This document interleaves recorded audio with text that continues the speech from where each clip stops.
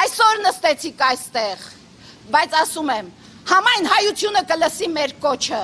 համայն հայությունը կլսի մեր ներողությունը, դուք դրան ընդունակ չեք, որովհետև ձեզ մնաց 4 ամիս։ Ներողություն, բայց եթե իրենք չեն ուզում ժողովրդի հետ առերեսվել, նշանակում է սա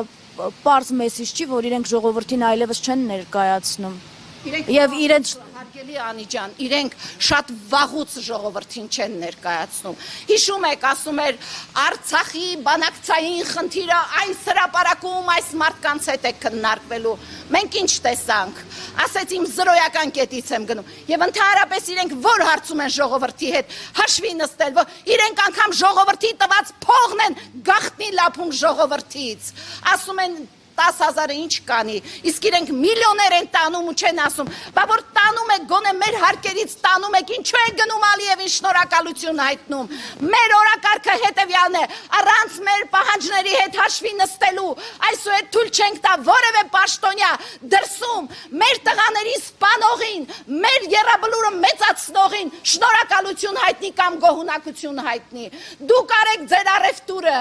դուք դրեք ձեր կրպաները ադրբեջանական նավթի ու գազի ու բենզինի փողը, դուք Հայաստանի էներգետիկ համակարգի ռուբիլնիկը տվեք իրենց, թույլ չենք տալու հումանիտար հարցերում, դուք այսպես մարդկանց ցավ պատճառեք։